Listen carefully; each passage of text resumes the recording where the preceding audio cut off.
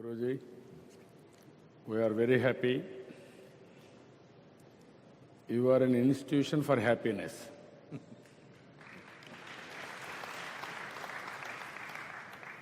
Now everybody wanted to have happiness. Their life should be meaningful, but they don't know how to live happily. Can you give your message to our people? Namaskaram, and it's just as an aspiration to build a city of joy. It's inspiring. Babu, known for his commitment and his competence in creating the previous city. I must tell you this, 36 years ago, I first came to Hyderabad, that's where I started my earliest programs of engineering. I largely lived in Mysore right from my early childhood. Whenever I came to Hyderabad, I used to think, what a mess this city is. But I came back after about 25 years later, and I found it had become one of the, more beautiful cities in the country. So thanks to his commitment and what he did there. So when it comes to creating living spaces, well, as we all know, after all, happiness or joy is something that happens within a human being. Whether it is a flowering plant that has to grow, or a tree, or an animal, or a human being, it needs a conducive atmosphere for it to flower. Well, many speakers, delegates have been in many ways saying about what are the conducive atmospheres. Well, ease of living, definitely that day-to-day living is not complicated. Well, transportation, communication, all these things, you are all the experts, it's not for me to speak about that. But fundamentally, human experience is generated from within. To determine what kind of experience I should be right now is our prerogative. But for most human beings, unfortunately, surroundings determine what is their experience of life. All human experience comes from within us in the sense, even right now, as you sit there, you believe and you think that you're seeing me here, but actually what's happening is the light is falling upon me, reflecting, going through your lenses, inverted image in the retina, you know the whole story. Actually, you know me only the way I'm being projected in your mind right now. What you see is within you, what you hear is within you. The world is happening within you only the way you have kept yourself. So I will not go into the elaboration of this. There are two things we can address today. For a human being to be happy or joyful, there are two fundamentals, chemistry and geometry. When we say chemistry, today we know medical science is recognizing this very much. All human experience has a chemical basis to it. What you call as happiness is one kind of chemistry, what you call as misery is another kind of chemistry, joy is one kind of chemistry, suffering is another kind of chemistry, love is one kind of chemistry, hate is another kind of chemistry, agony, ecstasy, everything and everything has a certain chemical basis to it. Or in other words, who you are is a chemical soup, a very complex chemical soup. The question is only, are you a great soup or a lousy soup? That determines whether right now if you sit here, this is a fantastic experience or this is a miserable experience. So how to create a chemistry of our own? Well, we are the only species on the planet who is being referred to as human being. We did not say tiger being, elephant being, grasshopper being. Only for this one we said human being, because this one is supposed to know how to be.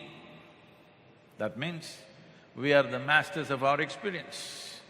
Unfortunately, though a large segment of humanity has not gotten to that place, but the reality is, if you wish to take charge of the nature of our experience 100%, it is very much possible, because outside situations, no matter how you envision it, what you do, whether it's in a nation or in a city or even inside your home, outside situations will never happen 100% the way you want them. Hello? Even if you're just two people in the house, does everything happen 100% the way you want it? It will never happen. But the inside situations can happen 100% the way we want it, and that's how they're supposed to happen. What happens in the world, I have a stake in it, but I cannot decide everything that happens there. But what happens within me must be determined by me. As there are technologies for well-being on the outside, similarly there are technologies for well-being on the inner dimension. Unfortunately, humanity has not invested enough in that direction. In creating this chemistry, which is joyful by its own nature, not because of something that we do or do not do, just joyful by its own nature. I'm just asking you a simple question. Suppose you had a choice between being blissful and miserable, what would be your choice for yourself? It's a question. Blissful? At least for yourself, it is definitely highest level of pleasantness for yourself. What you want for your neighbor sometimes may be debatable, but what you want for yourself is 100% clear that you want this to be in the highest level of pleasantness of experience. You can call it joy, happiness, love, this, that. Essentially, you're looking for a pleasant experience of life. Because pleasantness is not a goal by itself. If this body and this intelligence has to function at its highest, this must be in a pleasant state of experience. There is substantial scientific and medical proof today that unless you're in a pleasant state of experience, neither your body nor your brain functions at its best. So to bring this, to manage our chemistry, there is an important dimension called geometry of life. Everything physical in the universe has a form. A form means if it is geometrically in a conducive state, it will naturally exist with ease. If it is geometrically not in a conducive state, it will naturally be stressed. Just people have forgotten how to sit and stand. In this culture, we instill this: if you want to have a meal, how you must sit. If you want to do your prayer, how you must sit. If you want to study, how you must sit. For everything there was a posture and a particular way of handling the body, because the physical geometry of the body and the geometry of the spaces in which you live, because you're aspiring to create a happy city or the happiest city. He doesn't go for anything less than that happiest city. It's very important the geometry of the spaces are supportive to the nature of the human being. A lot of care was taken when we built ancient cities like this, but today we're just building for convenience. See, individual human beings live in different states. Some people are living just to survive, that is the only thing they can think of. Some people are thinking of doing well in the society. Some people are looking at the highest possible experience they can have in their life. They understand it's a limited amount of time. Unless you make this truly wonderful, in the end, there is nothing. Those who understand the nature of our life as being mortal, that we are here only for a short space of time, the only thing that we have is the profoundness of our experience. Those who understand are aspiring for the highest possible experience of life.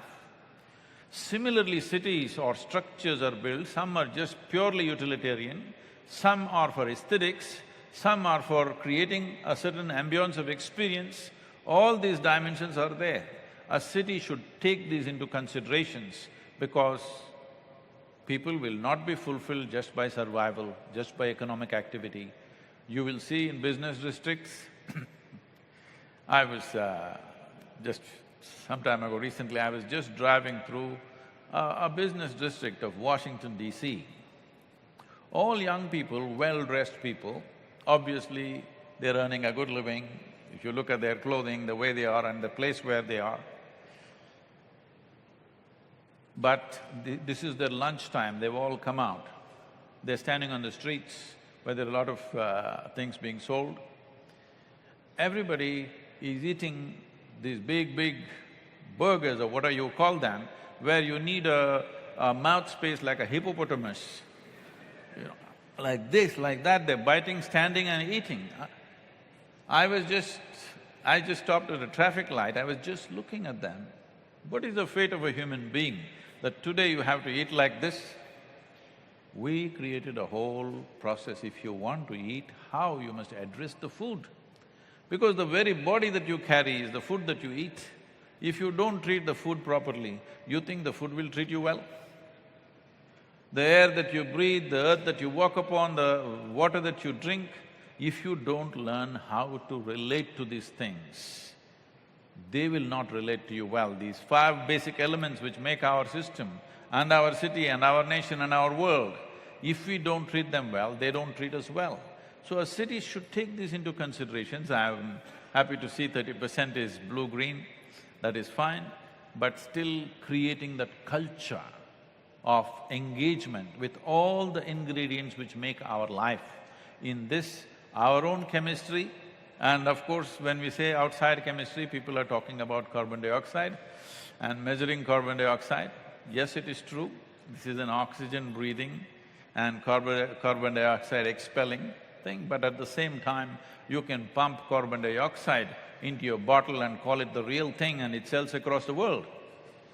So, we need to understand that the way we're relating to the world, the way we're relating to all that makes our life, we think it's just our money and our family and our property. No, everything that we relate to on a moment-to-moment basis, there is a certain way of conducting this. The very atmosphere that we create, the geometry of the buildings and the surroundings we create can focus a human being towards that. It is possible to do that. Whatever the little design factor that they were showing of the Isha Yoga Center is just about that the geometry is created in such an intricate way that inevitably people have to get involved in what is there. I'm just telling you a simple thing. Today, there is scientific research telling that this is doing wonderful things. The simple thing is, we always have uneven floors. Intentionally, I designed like this. People said, this is not convenient, make it smooth, we can just walk blind. I said, no, you have to walk with your eyes open. And today, medical science is telling you, if you walk on uneven floors, your neurological system will be very healthy. Most probably you will not get dementia and Alzheimer's in your old age if you're continuously walking on uneven surfaces. Is it not important that we have forgotten? We already have dementia, we have forgotten where we come from. We have forgotten the land that we walk upon, we have forgotten the air that we breathe, we have forgotten the water that we drink. We're already suffering dementia from a very early age. It's very important that we create spaces, if not the entire city, at least spaces where people are inevitably guided to get engaged with everything that they are in touch with, all the ingredients that make our life. Physical creation is essentially geometric, whether an atomic structure or the cellular structure. I was just looking, somebody is trying to create some cellular structure in the ceiling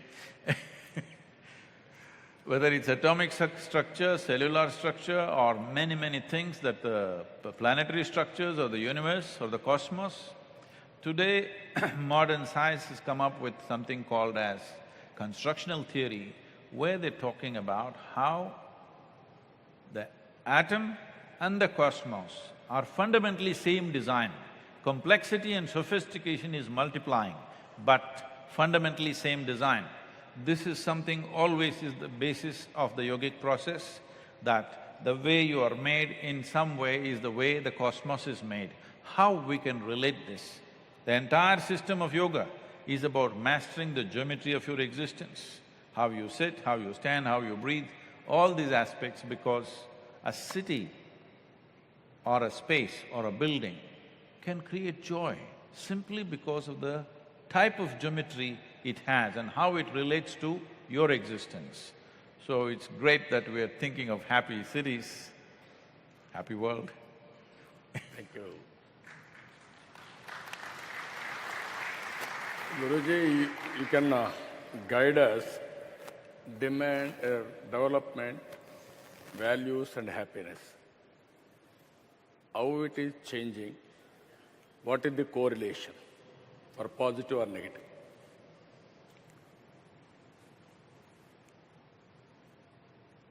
So when we say development, we're talking about making human life better. Development need not necessarily mean you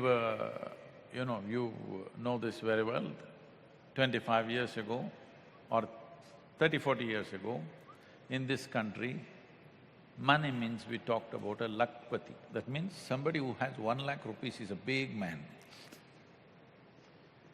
Then 10-20 years ago, we started talking about crorepati. One who has 100 lakhs is a big man. Today, if you talk anything less than 100 or 1,000 crores, you're no good. So,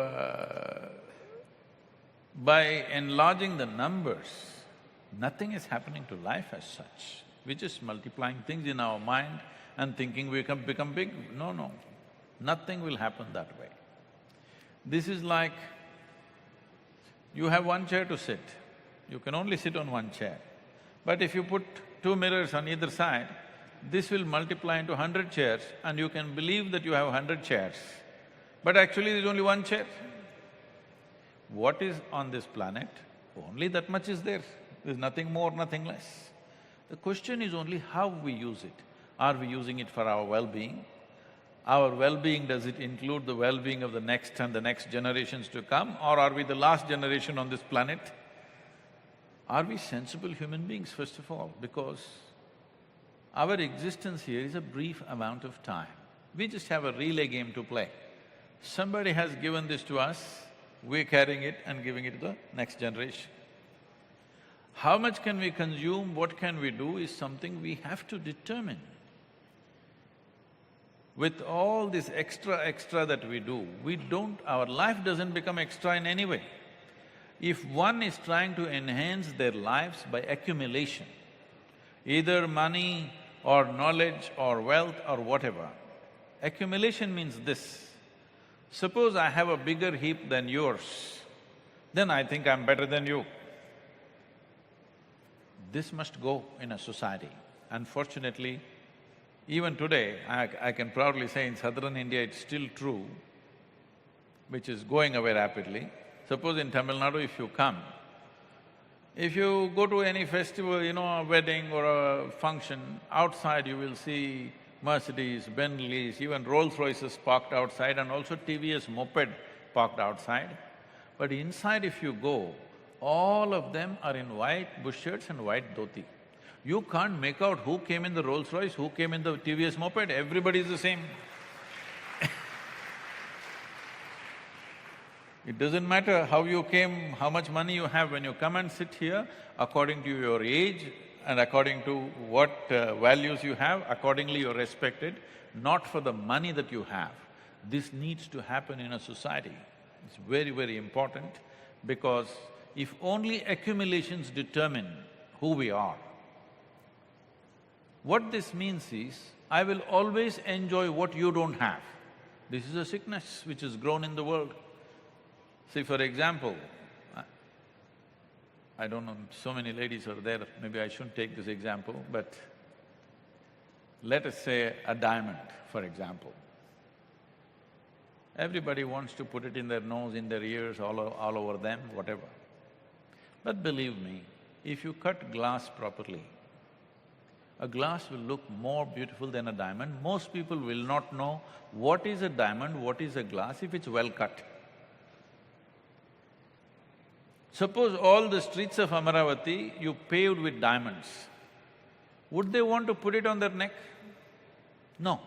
So right now the value of that is only that others cannot have it. This has to go in a city, in a community. What I have doesn't make me better than you or anybody else. What I have accumulated determines how big I am. If that is so, it is always like this, I enjoy what you don't have. If I have eaten well and you have not eaten, now I enjoy this. Tell me, is this happiness or sickness? If this sickness is taken away from a society, a whole lot of things will be fixed. The value of what a human being is because of who he or she is, for the worth that they are as a life, not because of what they have gathered in their life. Because gathering can be done in so many ways.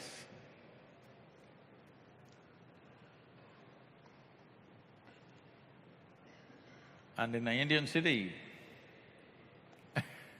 one important thing that people who dwell in the city must be made to understand, it's just that we've not worked on it, that's all, is that this is our city and it's our responsibility. Somebody may build something beautiful, are we going to keep it that way? Is a big question mark always. And no administration can keep it clean if the people are not committed to keeping it clean. No administration. Doesn't matter what they do. So, will enforcement happen forcefully, or do we create systems so that right from childhood, people are brought up in such a way that they will follow the traffic rules, they will follow the cleanliness rules, they will follow other sustainable development goals that we have? These things must be done. One big challenge for a city, an ideal city that we are trying to build will be the influx of population. Once you build a beautiful place, the influx of population that'll happen from rural areas. Simultaneously, urbanizing rural India is very, very important. If you do not urbanize rural India, urban centers in India will not succeed because the influx of people will be so heavy.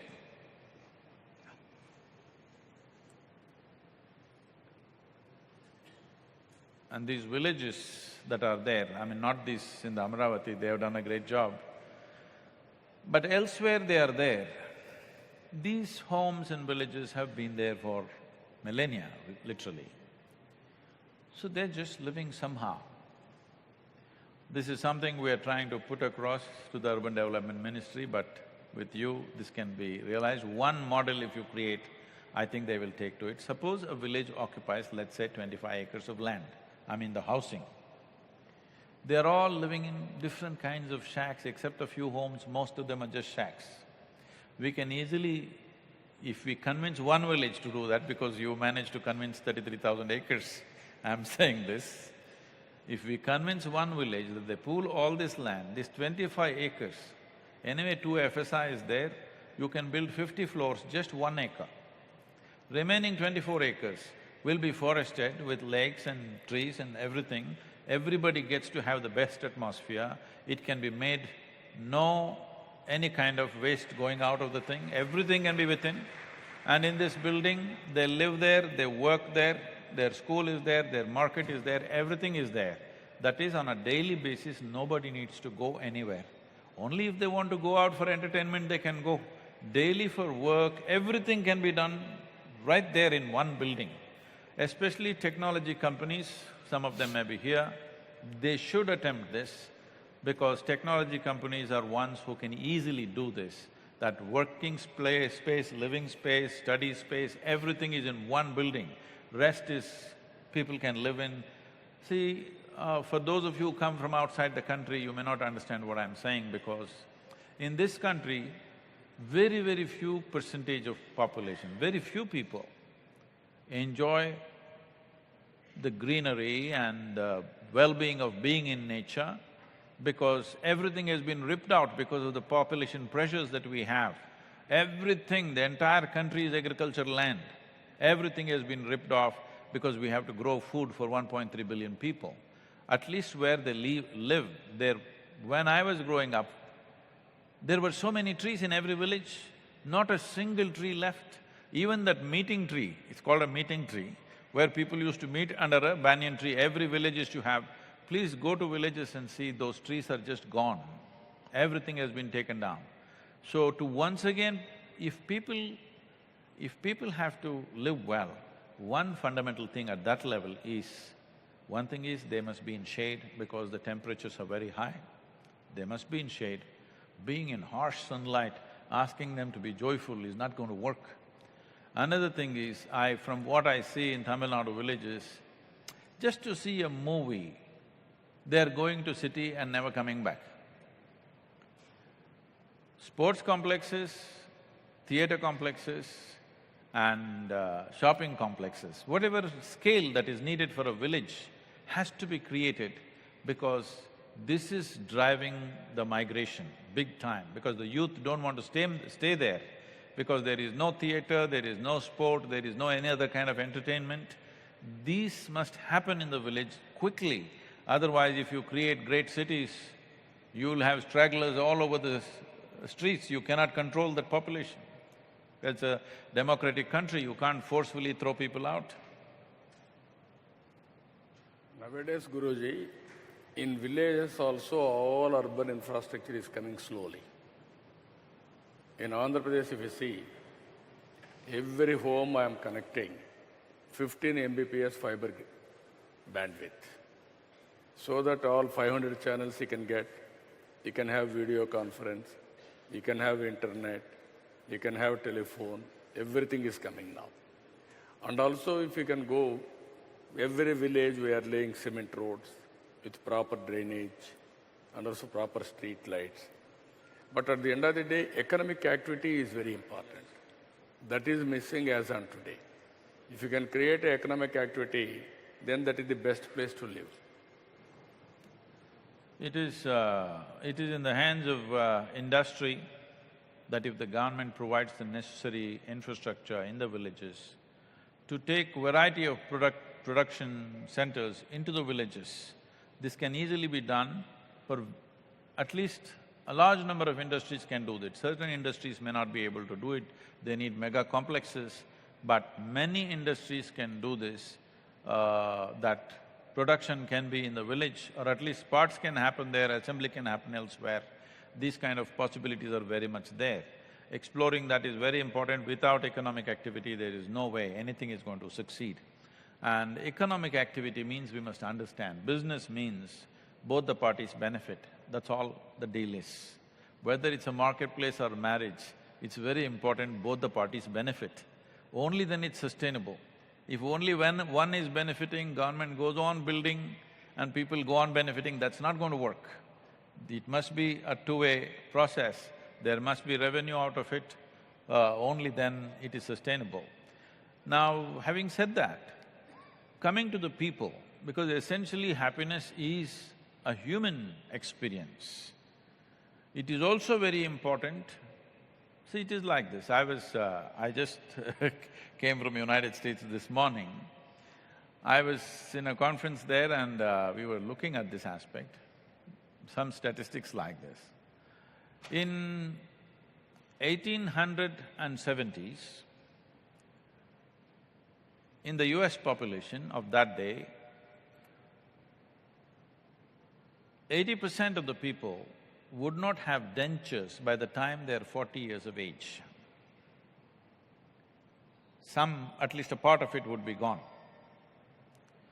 And in 1870, 93% of the US population was illiterate. But today, everybody knows how to read and write, and of course, people have their teeth intact even if they're 80, 90. How does this happen? Well, somebody built the schoolrooms, somebody developed the teachers. Without human infrastructure and the necessary infrastructure for a specific activity, that activity will not take off. So, this was a nation where we built a whole lot of infrastructure for the inner well-being of the human being for a long time. But now we have forgotten that completely. We are thinking of schools, hospitals, colleges, yes, all this is needed. But it's also important that we build spaces in every city where it is focused towards the inner development of the human being in a scientific manner, not through religion or philosophy, but as there is a science and technology for external well-being, there is a science and technology for inner well-being. This needs to be delivered. It is subtle because it's a subjective process, but it can be done. One simple way of doing this is creating an energetic space which offers variety of things in terms of art, music, communication, even technology, everything on one place where people can come and interact and make use of that space in a big way. Above all, to have very powerful energy spaces. These things have been taken out of our civilization now. If we look back on the history of this country, even Andhra Pradesh, Tamil Nadu, entire southern India, in north it's been removed because of invasions that happened. First when we want to build a city, in those days, they first built an energy center. Then around that things arrange itself. Today they've been called as temples. Today it is being recognized as a religious place, but when they started, they were energetic places. For example, you have your Sri Shailam. These were built for 5 elements in nature. 4 of them are in Tamil Nadu, 1 is in Andhra Pradesh. But this is for the well-being of the whole region, that 5 elements were enshrined. These are not temples of worship, these are not temples of belief, these are temples where you can go something with yourself. You have an issue, 72% of this body is water. If this is not functioning well, you go to the water temple and do what you have to do with your body. Similarly, for air, for earth, for fire and space, there are different temples. Accordingly, people went and made use of that.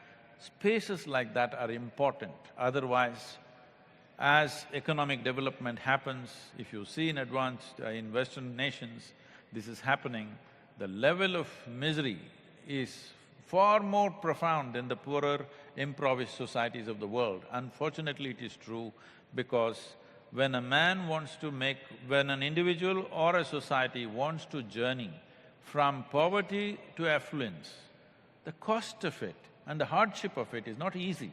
But after getting there, they are miserable. This is not right. The ecological cost, the economic cost and the human cost involved in moving a society from poverty to affluence is not a simple cost. It takes a life. But after getting there, people are in all kinds of depressions and problems. So it is very important, as our mothers taught us how to brush our teeth as the first thing to do, similarly, a few things that every human being should do within himself or herself to see how to keep this in a joyful and healthy state. This can be taught to every human being and it must happen. This has been our culture for a long time, but in the last 200, 300 years we have lost it. It's time to bring it back. We have still teeth because our mothers insisted, no brushing, no breakfast. This needs to happen on other levels also. Thank you, Guruji. Nowadays, you are saying that is one stage. Now people are getting more and more money. They are becoming more and more selfish. Then some people are not marrying. Even they marry, they don't have children. Even countries are suffering with the demographic problems. How we are going to define? Now some countries are basing on robots. They can import the Indians. No, robots. This is where things are happening. How do you rate all these things where this civilization is going on? How we are going to handle this type of problems? See, one thing that human beings need to understand is when we say life on this planet, it's not just us. For this life to happen, from a microbial life to an elephant to a whale, all of them are equally important. There is a study which shows that if all the worms on this planet disappear tomorrow morning, in about 18 months' time, all life on the planet will disappear if the worms go away. Usually people use this term, if they want to say somebody is very low, they say, "You're a worm." They don't understand how important a worm is. the worms go away, in 18 months all life will disappear. If all the insects go away, in about 3 to 4 years all life will disappear. But if human beings go away, this planet will flourish. So we need to understand, when we say life, all life has equal right to exist on this planet, it's not just us. So right now, this has gotten us big time. If you say anything like this, oh, he's an ecologist. No, you don't have to be an ecologist. If you understand life the way it's happening, we exist because all of them exist, and they are not any less significant life than we are. If we are a more intelligent life, as we claim to be, we must definitely be… Intelligence includes love and compassion. Unfortunately, people think intelligence means becoming like barren like a desert. No, if you're truly intelligent, you would keep your body sweet, your thoughts sweet, your emotions sweet, everything would be in a wonderful state if you're really an intelligent person. So if that is so, we would very much understand that our life is not singular and our life is not the most significant life. An ant is as important as we are on this planet. If we don't recognize that, if we don't take care of that, then life won't happen, it doesn't matter what we build. That may be a very unpopular thing to say. Then ultimately we wanted to build a most happiest place, happiest state, particularly happiest Amaravati. That's why we are taking so many sessions, so many people are here. Not only hardware, we want to build software also. And apart from all these things, your contribution is the biggest contribution to change the human psychology and also values in human beings. We must learn to make a great soup of this. This is a chemical soup, and there is a technology to make sure that this is a wonderful soup. And if this one is feeling wonderful, naturally it will do wonderful things around. See, please everybody look at your own experience of life. When you are feeling very pleasant, you're naturally pleasant to everybody and everything. When you are feeling nasty, naturally you will share it with those around you, it's inevitable. So the first and most fundamental responsibility that an individual has is that you must keep this as a pleasant piece of life. This is very, very important. All other things are secondary, because when this is feeling pleasant, it will naturally do pleasant things all around. So, this is what happiness means. You're talking about pleasantness of experience. We can put it this way. See, if our body is pleasant, we call this health. If it becomes very pleasant, we call it pleasure. If our mind is pleasant, we call this peace. If it becomes very pleasant, we call it joy. If our emotions are pleasant, we call this love. If it becomes very pleasant, we call it compassion. If our very life energies become pleasant, we call this blissfulness. If it becomes very pleasant, we call it ecstasy.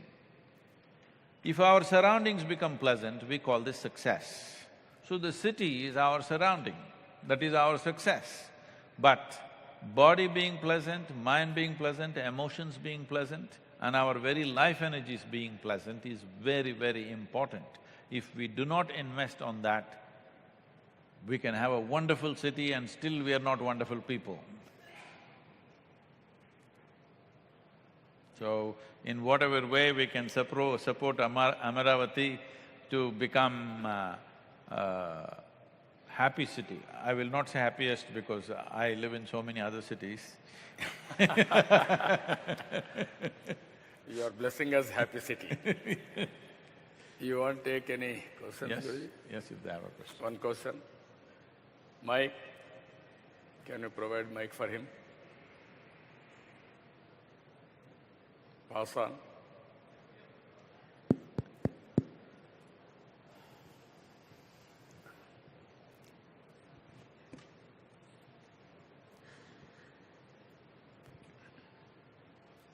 Your name and you can ask us. Sir, my name is Kumar Raja, editor, Telugu Desam Praja TV editor. I'm very happy, sir. Now you are very happy, so Very happy. no question. Before you, that means the peace, world peace soldiers, both of you, in front of you, I am speaking, I am very happy, sir. Out of my 35 years in journalism, today is my great privilege to speak with you, sir. And this is a milestone of my life. An important question to Swamiji, sir, with your kind permission of our great CM, carry sir. What is the secret of our CM, sir's happy, happy, happy life?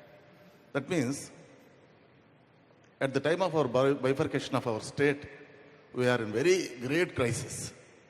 Since 3.5 to 4 years, our CM sir work hard at least 20 to 22 hours per day. And he visited around 30 times Delhi, that is central government. Though he is always thinking, our great CM sir, always thinking about the development of our Andhra Pradesh and happiness of the people. So how it is possible, his happiness and his smartness? That is my question, sir. What is the last part? How he is always happy, Oh, though he is in crucial and hurdles with the several problems, and he is always thinking about the development of the state and happiness of the people of Andhra Pradesh. What is the secret of his happiness? let me tell you, for any human being, it's a choice right now for you whether to be happy or unhappy. It's really a choice. People think if they're unhappy, they will get something. There is substantial medical evidence to show you that your body and brains work at its best only when you're in a pleasant state. Now, success in the world is essentially how well you can harness your body, your brains and the surrounding situations. So, happiness is not a result or an ultimate goal. Happiness is the basic requirement. I'm asking you, forget about attaining mukti or something.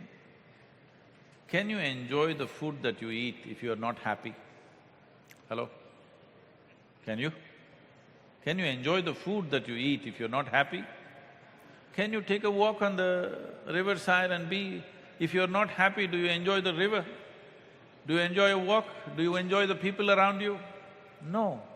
So it is a most fundamental requirement, it is not the end goal of life.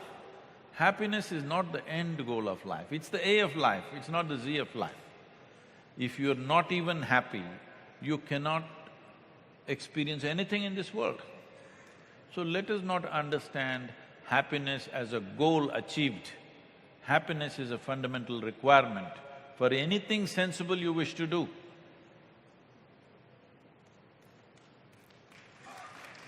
Then, anybody want to ask any question? Sir. Only one or two? Okay, you complete? My respects to Honorable CM and Sadhguru Pranam. I have a small question which is having small two parts.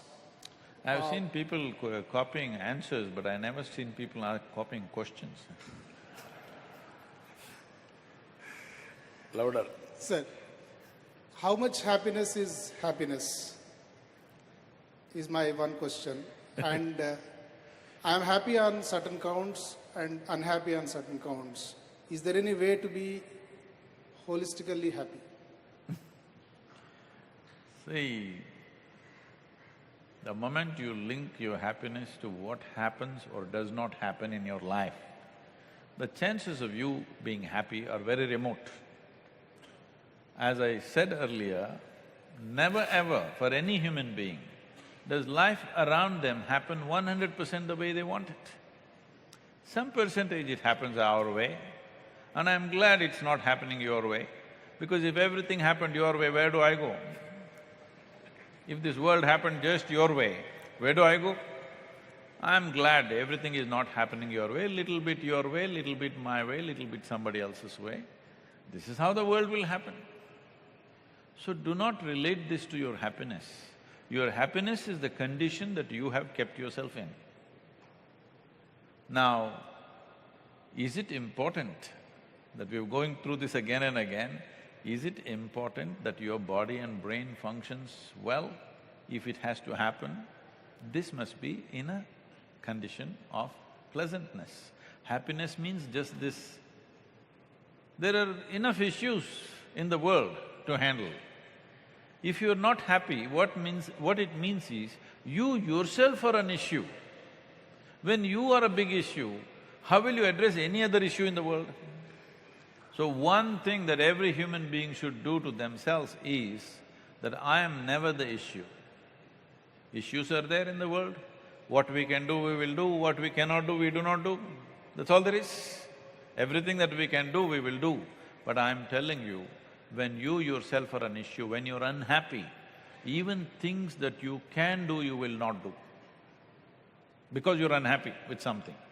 In our lives, if we do not do what we cannot do, there is no problem. But if we do not do what we can do, we are a disaster, isn't it? What we cannot do did not happen, what to do? But what we can do, we did not do. Please tell me, is it true that when you're unhappy, even what you cannot do, what you can do, you will not do? Is it not so?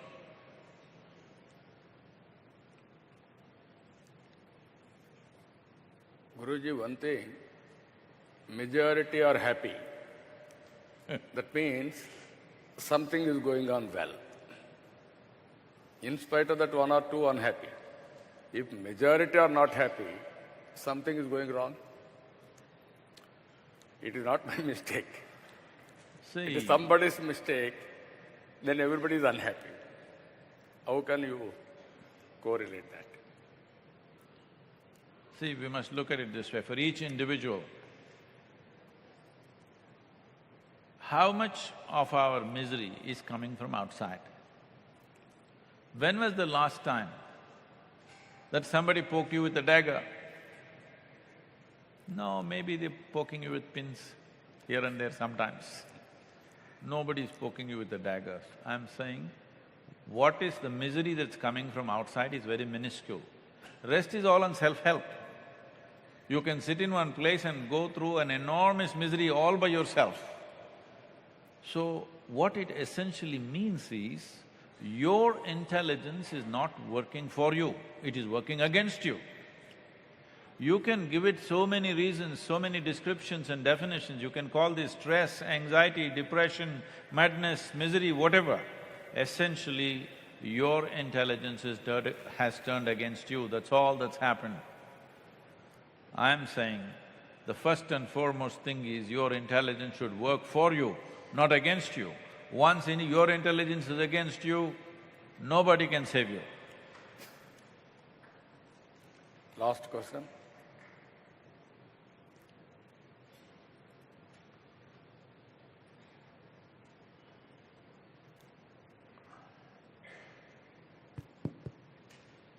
Sadhguruji, you said that a very important component of human happiness is the nature of relationship between human beings and the ecology around them.